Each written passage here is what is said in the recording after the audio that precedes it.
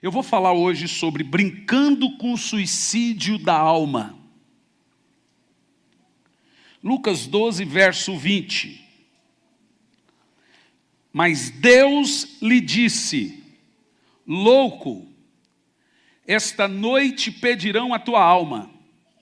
O que tens para oferecer e para quem será? Senhor, fale conosco, que não seja quem fale, mas que seja o teu Espírito, falando aos nossos corações. Tira o coração de pedra e põe o coração de carne, Pai. É o que te pedimos, em nome de Jesus. A primeira coisa que eu quero indicar a você aqui nessa noite é que o ser humano, o homem, indivíduo, pessoa, não tem alma. Eu poderia dizer isso de maneira mais fácil, mas eu sou instigador mesmo por natureza. Gênesis 2, versículo 7 diz assim: e formou Deus o homem do pó da terra, e soprou nas suas narinas o fôlego de vida, e o homem passou a ser alma vivente. O homem não tem, ele é alma. Você tem carro, mas você não é um carro. Você tem um cachorro. Ser não é ter. A Bíblia não diz que o homem tem uma alma. A Bíblia diz que o homem é alma. E o que fez esse homem se tornar uma alma? Está aqui. Deus fez o homem do pó da terra, corpo. Isso aqui é um corpo, isso aqui é um corpo. Soprou nas suas narinas o fôlego de vida, espírito. A mistura corpo e espírito fez o homem. E ele só foi chamado de homem porque ele se tornou uma alma vivente. O ser humano, ele é ser humano porque ele é uma alma vivente. Por isso que nós usamos termos ganhar almas. Deus quer que as almas sejam salvas. Quando nós usamos o termo, olha para mim, almas, logo a gente imagina o Gasparzinho. Mas o termo alma indica algumas coisas. De fato, nós estamos ouvindo aqui que o homem é uma tricotomia.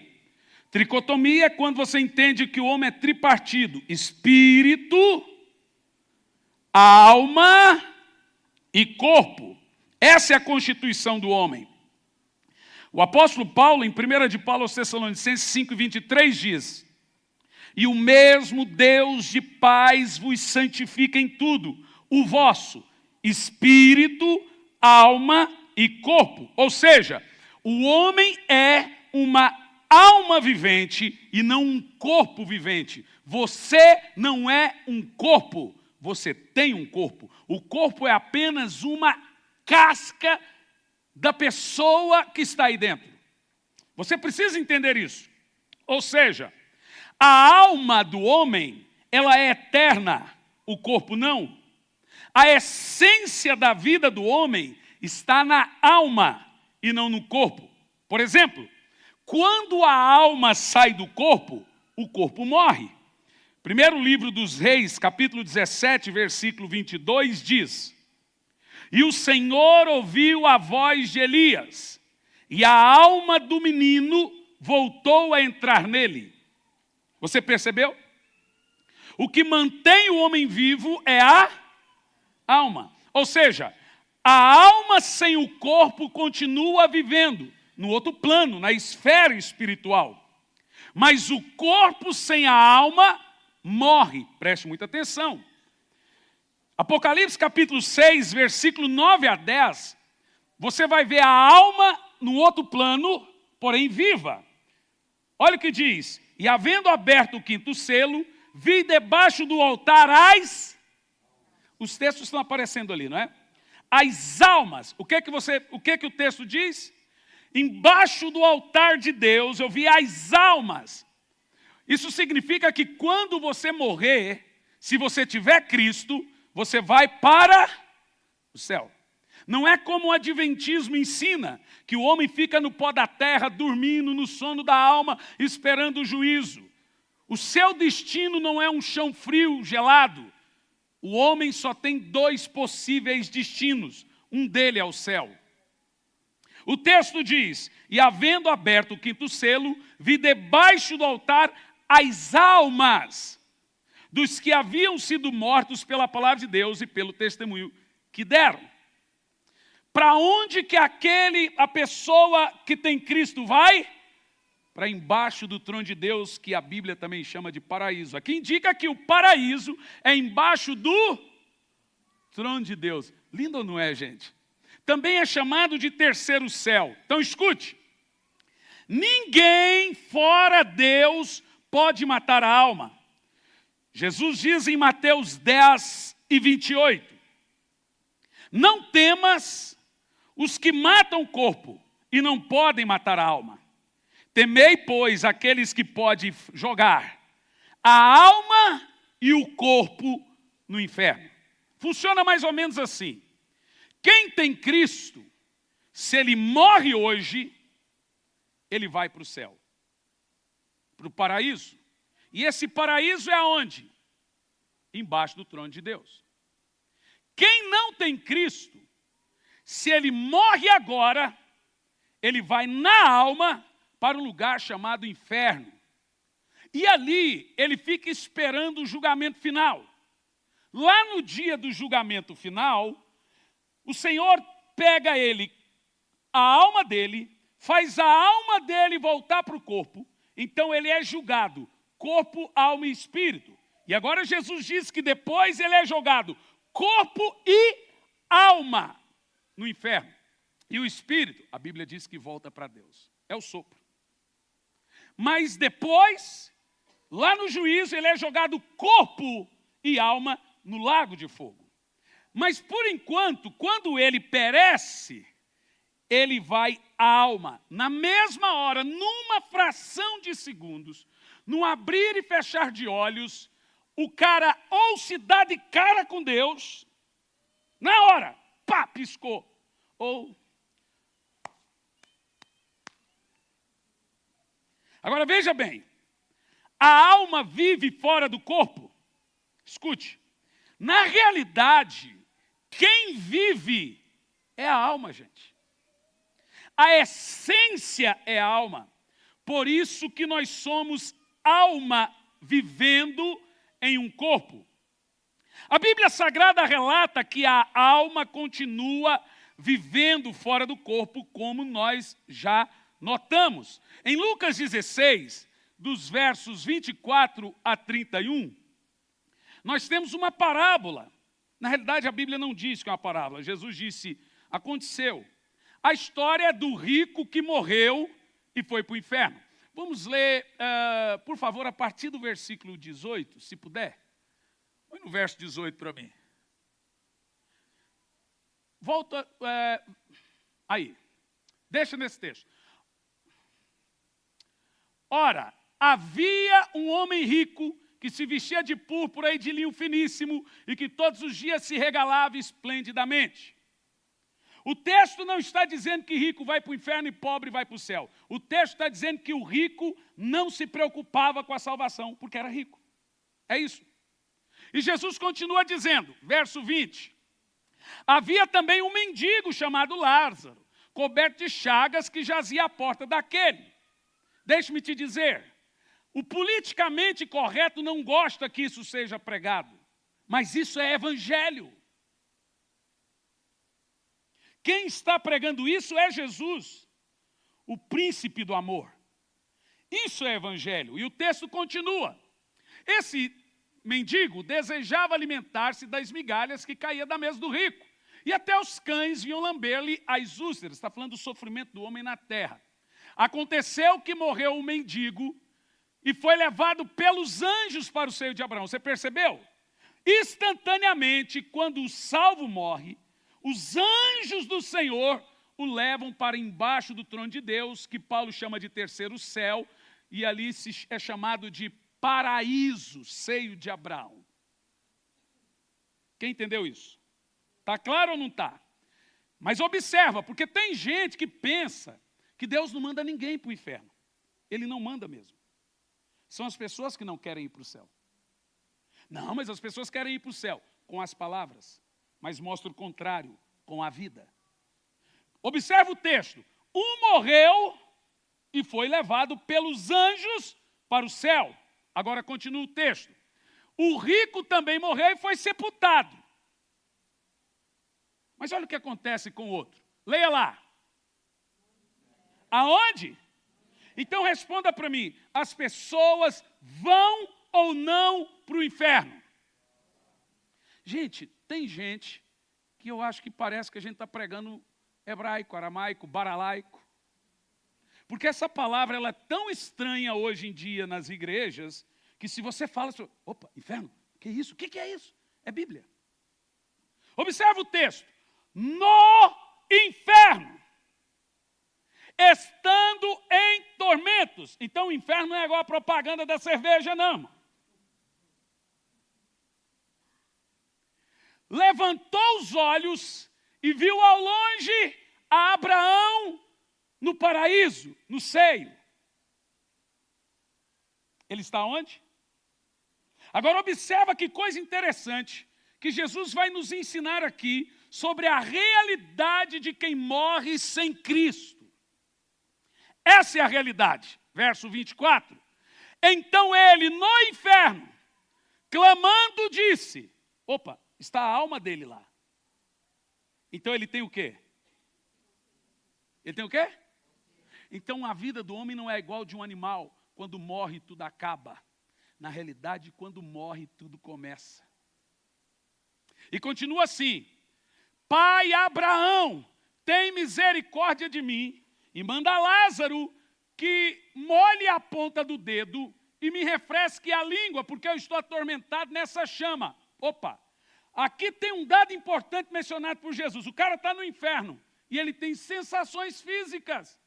Sede e calor. A morte não muda ninguém. Do jeito que você morre, você vai para o outro lado.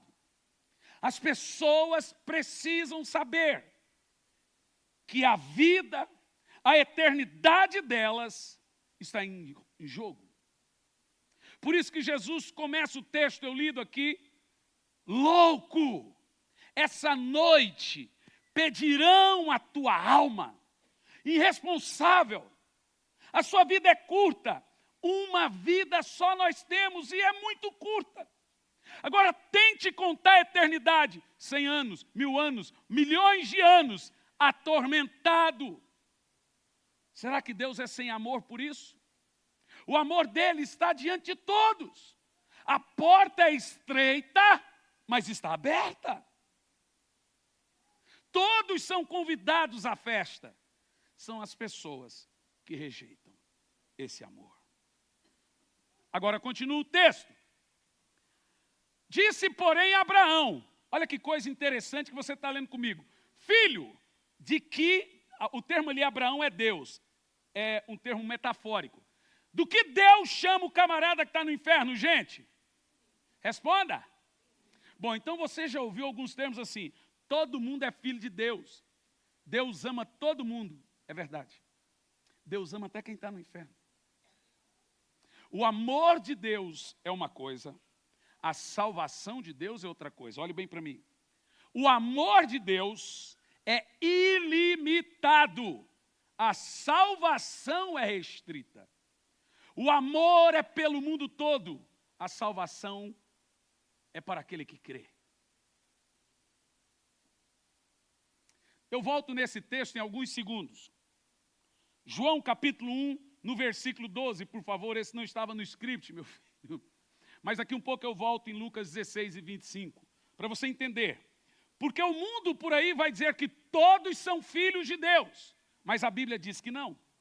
Ah, mas o politicamente correto, irmão, você tem que escolher. Ou você é biblicamente correto, ou você é politicamente correto. Os dois não dá. João 1, versículo 12, diz, olha o que é salvação. Contudo, aos que o receberam, aos que creram em seu nome, deu-lhes o direito de se tornarem filhos de Deus. Você leu isso comigo? Quem é filho de Deus? Quem o recebe? Quem crê no seu nome. Não brigue comigo.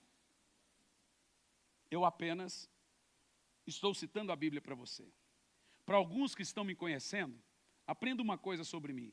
Eu sou biblista, literalista. Eu não prego o que a Bíblia deveria dizer. Eu prego o que ela diz. Volta o texto de Lucas 16 e 25.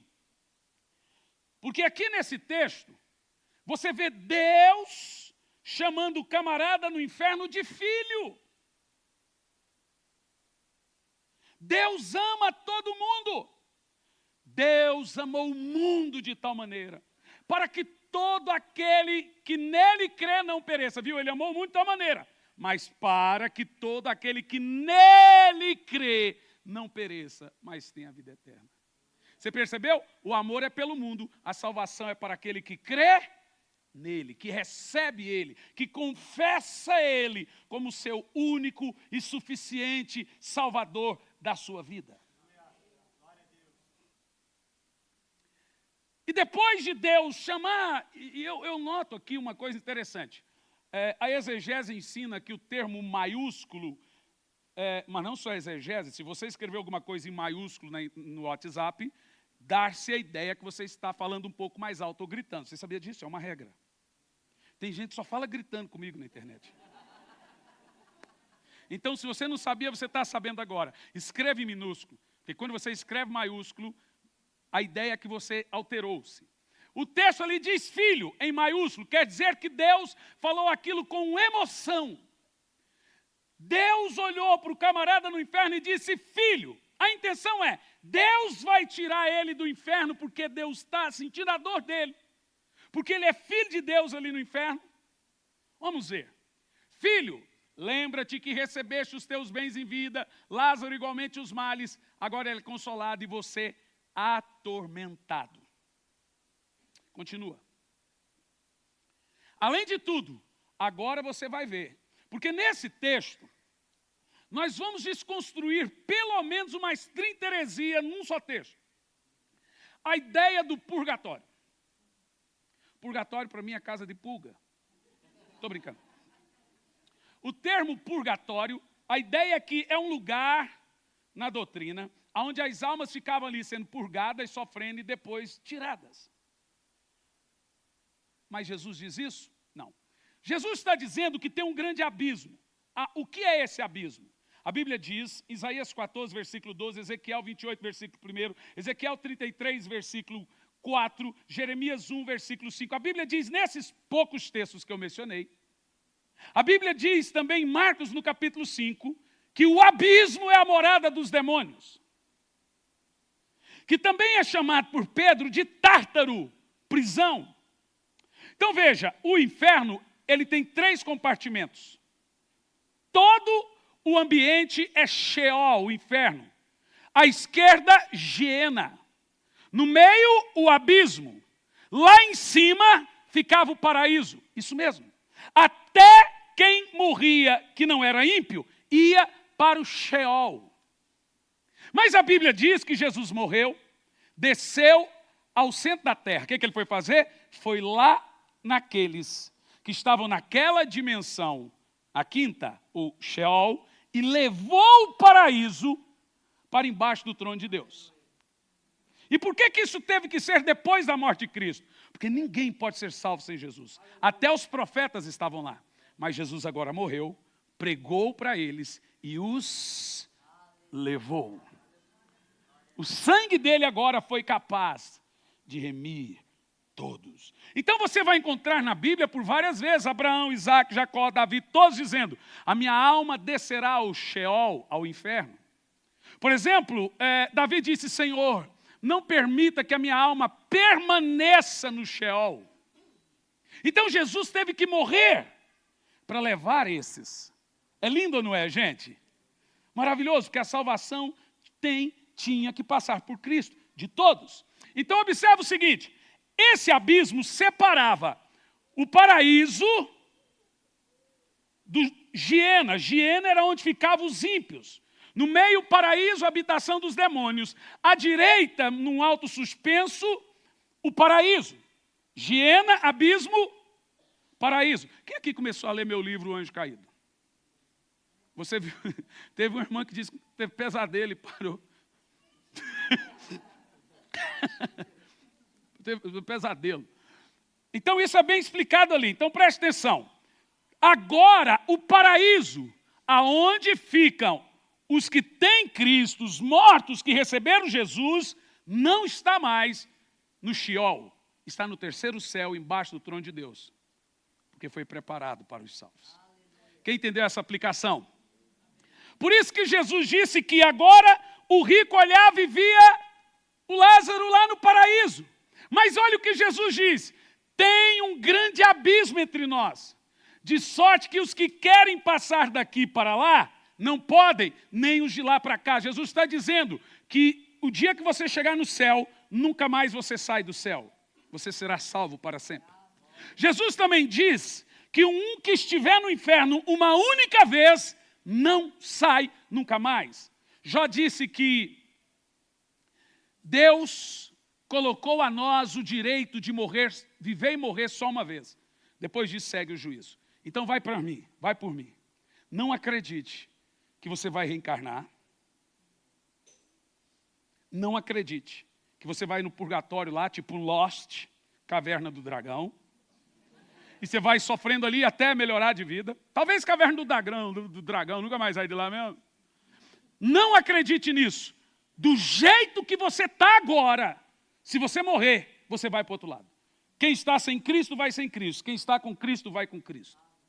Não acredite nisso. Essas coisas vieram para tirar o seu foco da salvação. A salvação passa pelo caminho. Foi nesse contexto que Jesus disse, eu sou o caminho, a verdade e a vida. Ele não disse ninguém vai ao Pai. Ele disse ninguém vem ao Pai se não for por mim. 1 de João, capítulo 2, versículo 23, diz, quem confessa o Filho, de igual modo tem o Pai. Quem nega o Filho, também não tem o Pai. Ou seja, a salvação passa por Jesus. Por qual motivo? Adão pecou. Adão caiu e condenou a todos. E agora vem o segundo Adão, Cristo, e tem que morrer para que o seu pecado seja remido. Sem derramamento de sangue não há remissão de pecados. Jesus morreu para que você possa ser capaz, se assim confessar Ele, de entrar no reino de Deus. Então deixe-me te dizer uma coisa, se você for comigo em Jerusalém, você vai encontrar um túmulo escrito assim, aqui estão os ossos de Davi. Se você for comigo a Meca, lá você vai encontrar um túmulo dizendo, aqui estão os ossos de Maomé. Se você for no túmulo de Buda, estará lá, aqui estão os ossos de Buda, aqui estão os ossos de Confúcio, ali estão os ossos de Maria. Mas se você for comigo a Jerusalém, no túmulo de José de Arimateia, lá estará escrito, ele não está aqui, ele ressuscitou.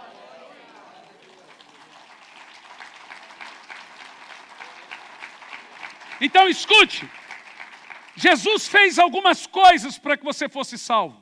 Ele venceu o pecado na carne e venceu a morte no espírito. Jesus triunfou sobre a morte. Ó morte, onde está o teu aguilhão? Onde está você, ó morte? Jesus venceu a morte para que você tenha vida e vida em abundância. Ou seja, todo aquele que confessa o nome do Senhor, ele é salvo, ele tem vida eterna, ele não precisa perecer. É isso que nós chamamos de salvação pela graça. Quando você lê na Bíblia o termo não perecer, é isso. Perecer no inferno. Olhe bem para mim. Meus queridos, o inferno é real. Ele não é uma brincadeira. Mas eu não estou aqui para falar do inferno. Apesar de estar falando bastante dele, o meu foco é a salvação. Você não precisa ter medo do inferno. Você não vai para lá. Porque você tem Jesus na sua vida. E se você não tiver, você precisa confessar. E a Bíblia diz que tem que confessar com a boca. E crer de todo coração. Já te explico como que isso funciona. Continuaremos o texto aqui, é muito importante. Então, veja, o cara trocando maior ideia com Deus. E ele está onde? No inferno. Ele diz, Pai, do que ele chama Deus? E do que Deus chama ele? Pai, eu te imploro, mande Lázaro na casa do meu pai. Você percebeu que esse homem não perdeu a consciência? Agora ele está preocupado com o quê? Continua. Porque eu tenho 5 irmãos. Manda Lázaro pregar para eles, para que dê testemunho. Eles pensam, foi lá, fizeram uma missa, fizeram alguma coisa, eles pensam que eu estou salvo. Manda Lázaro, fala, não, ele está no inferno. Vai lá, pai, para que eles também não venham para o inferno. Aí Deus manda um morto voltar, ele manda uma psicografia, porque tem pessoas que imaginam isso. Olha o que Deus responde para ele. 29. Eles têm Moisés e os profetas, ouçam-nos. Sabe o que Deus está dizendo? Eles têm pregadores lá. E ele continua. Não, pai, se alguém dentre os mortos for ter com ele, irão se arrepender. Deus volta a dizer. Se não ouvem os pregadores, tampouco se deixarão persuadir, ainda de que ressuscite alguém dentre os mortos. Falou de Jesus agora. Não se esqueça, para os crentes, os não crentes não têm como aplicar, mas num período de tribulação, 2 testemunhas vão descer, vão vir do além e vão pregar, e eles não vão crer.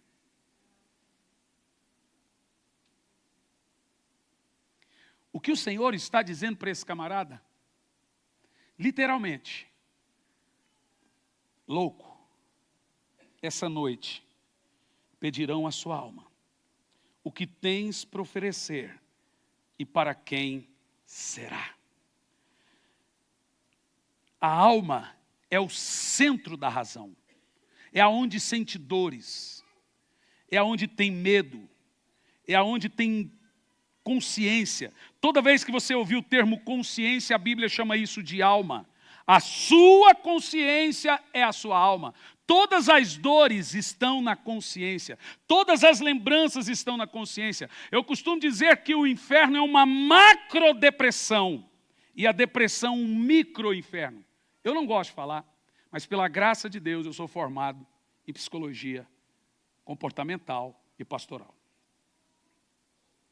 Por que você não gosta de falar? Porque eu gosto de ser irmão, pastor, pregador. Eu sei o que é uma depressão. Eu tenho uma mãe. No dia 30 eu vou contar a história da minha vida. Ela é tão triste que eu contei para o carroceiro e o cavalo chorou. A minha mãe, ela tem síndrome do pânico. Ela é bipolar. Ela já esteve internada em hospital psiquiátrico. Já teve vezes de eu chegar na casa dela, ela está com uma arma na mão. Eu chamar a polícia, minha esposa e meus filhos dentro do carro, e ela pronta para atirar.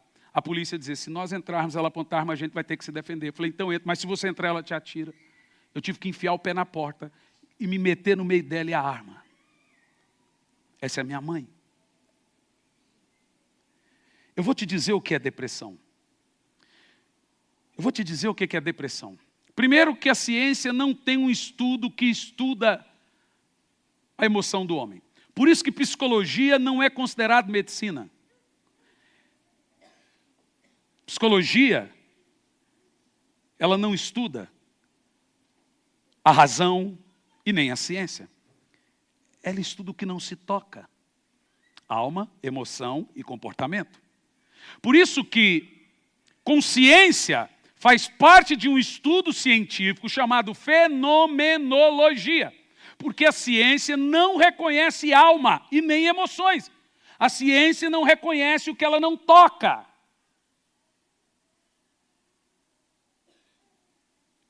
Então eu vou te dizer o que é uma depressão. Eu estava em Frankfurt e deu um overbook. É quando a empresa vende mais voo do que deveria. E ela tem esse direito. E quando deu esse overbook, eu já estava uns 20 dias fora de casa. Eu queria voltar para casa. Estava com saudade dos filhos, da mulher. Quando chegou em Frankfurt, falou, moço, o senhor vai viajar daqui 3 dias. Você está louco? 3 dias? 3 dias. Falei, não, 3 dias. Aí eu vi os espanhóis brigando, os portugueses quebrando o pau, e o brasileiro lá todo passivo, a cara dele. Rapaz, eu vou fingir que eu sou europeu. E entrei no meio, irmão, eu sou treteiro. Entrei no meio, eu quero ir embora. Eu vi que os portugueses brigavam, consegui embarcar, ainda ganhava 800 euros de comissão. Rapaz, eu sou europeu. E o brasileiro lá falou, tá bom, daqui 2 dias, tá bom, 3 dias, tá bom. Eu falei, cheguei lá, falei, é o seguinte, eu já contei essa história, falei lá do meu jeito e orei, ela tem que entender, orei, falei, eu quero ir para casa e quero também a indenização. Treteiro. A moça olhou assim para mim, me deu uma passagem. Eu ia viajar 30 horas para o Brasil, a viagem é 10. Mas tá bom. Só vai passar por Paris, por Roma, não sei aonde. Mas tá bom. Mas só vai de primeira classe. Vim de primeira classe e me deram 800 euros. Vou te falar uma coisa. Eles me ofereceram 3.000 euros para viajar 4 dias depois. Você aceitaria, né? Irmão, mas a saudade era tão grande que tudo que eu queria era chegar em casa. Fizeram uma pesquisa para identificar o que é depressão. Todo mundo sabe que depressão é uma emoção. Terrível emoção. Então, colocaram pessoas em salas para saber que tipo de emoção se assemelharia ao sentimento da depressão. Colocaram lá. Será que isso é o quê? Falta de dinheiro? Não. Sei o quê. Descobriram uma coisa. Tem uma coisa que não se preenche vazio. Só uma coisa. Não estou dizendo que se parece com a da depressão. Se conseguíssemos explicar a depressão, explicaríamos por esse sentimento. Só tem um sentimento na alma do homem que parece com a depressão. Que nada paga. Você daria a sua casa, tudo que você tem, para rever aquele ente querido de volta. Sabe qual é o nome do sentimento? Saudade. Você já percebeu que a saudade é impreenchível? Não se mata a saudade, a menos que tenha um reencontro. Ou seja, a depressão é um micro-inferno. É como se fosse um sentimento de saudade impreenchível, que nunca mais será satisfeito. Veja que a sua alma tem um amado. A Bíblia diz que a alma tem um amado. Não estou dizendo que depressão é isso, eu não sou louco de falar um negócio desse. Em boa parte é patológica, mas a alma sente saudade do Criador e é insaciável essa saudade. Esse vazio que tem no homem é comparado ao da depressão. Sabe, você não consegue se preencher. Isso é saudade. Você não sabe, mas a sua alma está dizendo, por favor, me leve a Cristo. Por favor, me dá a Cristo. Por favor, eu preciso de Cristo. Por isso que a gente chama a depressão de micro-inferno, a teologia, claro. E o inferno de macrodepressão. A Bíblia diz que no inferno todas as sensações do homem são superdimensionadas. Se o homem tinha vício de álcool aqui, lá no inferno, aquele vício cria proporções astronômicas. Como a diferença? Ele não pode beber e nunca será curado e saciado. Isso que é inferno, irmão. Você já sentiu insônia? Qual é o fenômeno da insônia? É falta de sono? Não, senão não seria insônia. Insônia é sono. O seu corpo está cansado, mas seu cérebro trabalhando. Isso é chamado de ansiedade noturna também. É quando o seu corpo está em movimento e o seu cérebro em movimento e o seu corpo dormindo. Ou seja, você está em pé, dá sono, você deita, acorda. Isso é insônia. Tem um sentimento pior do que o da insônia? Imagine uma pessoa no inferno sentindo isso para o resto de toda a sua eternidade. Imagine o que é o inferno. É o diabo atormentando. Você está louco? Precisa. Uma pessoa que está lá, a Bíblia diz que é um lugar de gritos e gemidos de tormento. Que tormentos são esses? São pessoas gritando: Pai! Mãe! Elas lembram de filho, de pai, de mãe. Mas não há como se saciar. A saudade não mata. Porque elas estão atormentadas. Não é Deus que atormenta e nem o diabo. É a falta de Deus. Sabe por que você não é atormentado aqui? Porque o amor de Deus está na terra. Lá no inferno não tem Deus. Então não há consolo. Lá no céu não há tormento. A Bíblia diz que não há dor.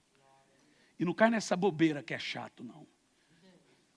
A Bíblia diz que é um lugar de delícia eterna. Você vai sentir tanto prazer. Pastor, mas a gente vai se lembrar lá no céu de tudo.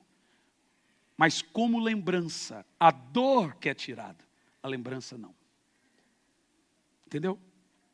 Você entendeu o que eu disse? Por que eu estou pregando isso? Porque existe uma coisa que precisa ser dito aqui nessa noite. Para você e para os milhares de pessoas que nos assistem pela internet.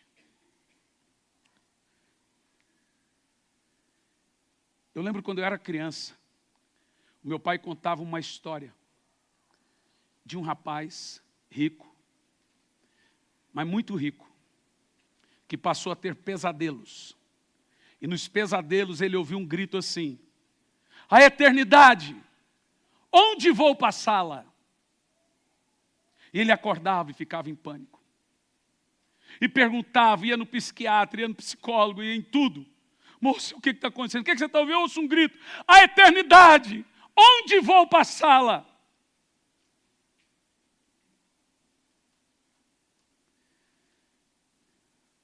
Você não ouve.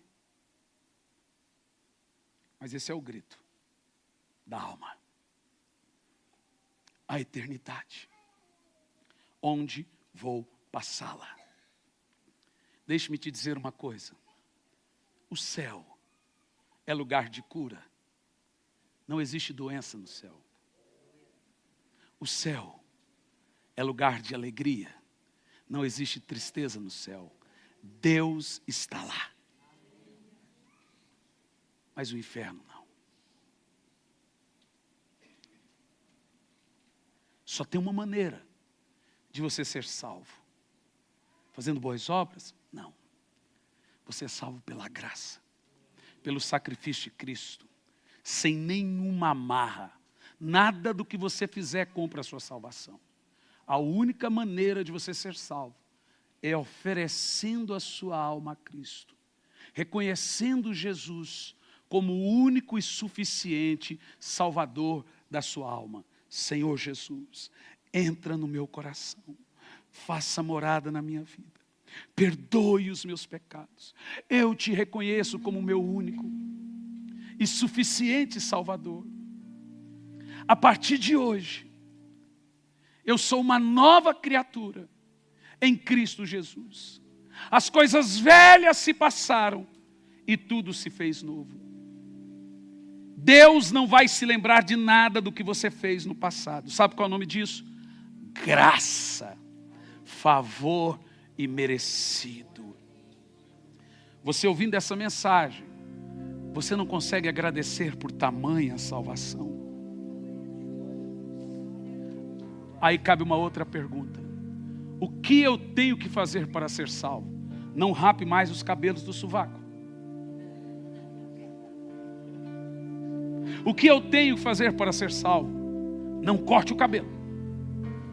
Não assista a televisão? Não faz isso. Isso é religião. Aqui, se você quiser ir para o inferno, a gente deixa. Eu só não vou dizer, vai com Deus, claro.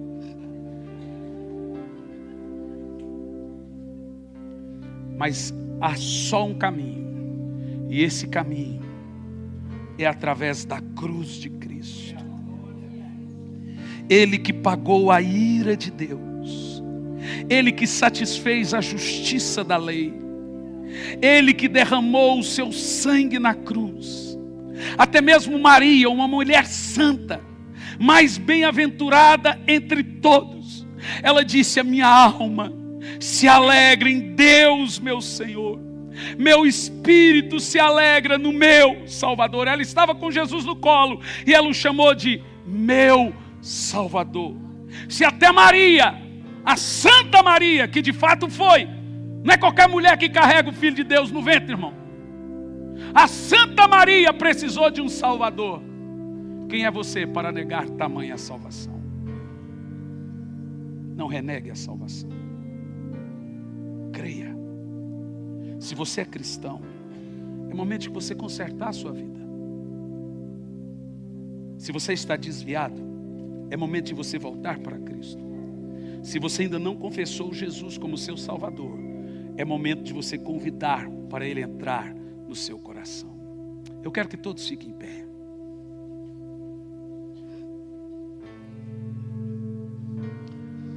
Põe a mão no seu coração. Eu vou fazer 2 perguntas antes de orar por cura aqui nessa noite. 2 perguntas. Primeiro, pastor, eu quero entregar a minha alma a esse Jesus maravilhoso. Eu quero convidar Ele para entrar no meu coração. Eu quero começar a minha vida do zero hoje. Eu quero garantir a minha entrada no céu. E só tem como garantir essa entrada: através de Cristo. Como é que você faz isso? Por um convite: Senhor Jesus, entra no meu coração, faça morada na minha vida, perdoe os meus pecados, eu te reconheço como meu Salvador. Quem aqui nessa noite quer entregar a sua alma a Cristo, encomendar a sua alma a Cristo, pedir para Ele entrar no seu coração, morar na sua vida e garantir a sua entrada no céu pela graça e pelas portas da cruz? Aonde você está, você vai levantar a mão que eu vou orar por você. Aonde você estiver, levanta a mão que eu vou orar. Pode levantar a mão, vai levantando a mão. Eu vou orar por você. Quem quer fazer isso? Isso, vai levantando a mão. Não abaixa a mão, levanta bem alto. Tem mais pessoas. Fica com a mão levantada. Fica com a mão levantada. Tem mais pessoas. Todos que levantaram as mãos, vem aqui para orar por você. Venha, saia do lugar e venha. O meu convidado está aqui. Vem aqui, Marcos. E vem em lágrimas, né, meu filho? Um homem desse tamanho chorando. Só Jesus que faz isso. Tem mais pessoas. Tem mais pessoas. Se você convidou alguém, diga para essa pessoa vir aqui. É Jesus que está chamando você. Venha, querido. Venha. Deixa eu orar por você aqui.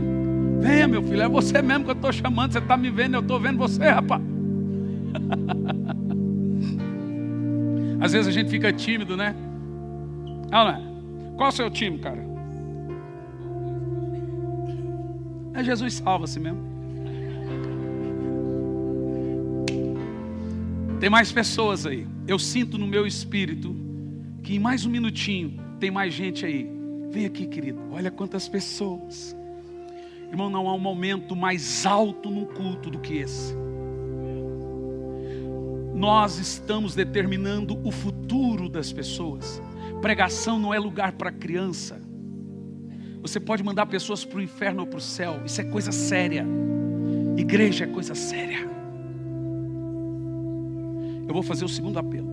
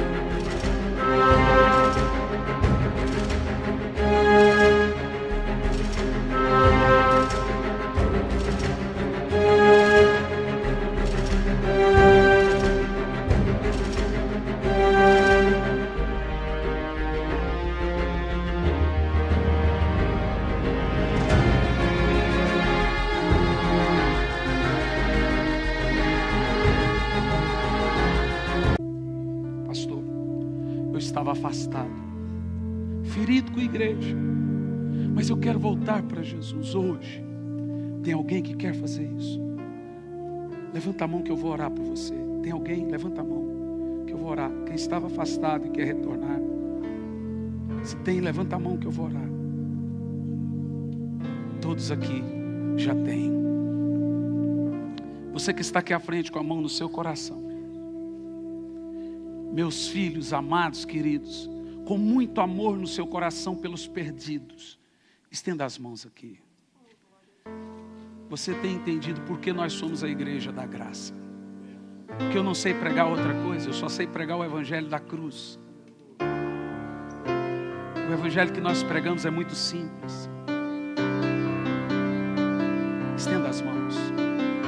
Apaixonadamente pelos perdidos, você vai orar pelo coraçãozinho desses filhos. Vem.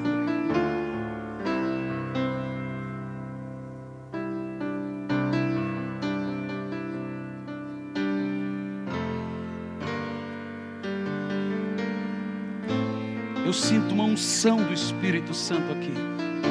Sabe, pode 10 paralíticos andar aqui hoje. Se não houver salvação, não aconteceu.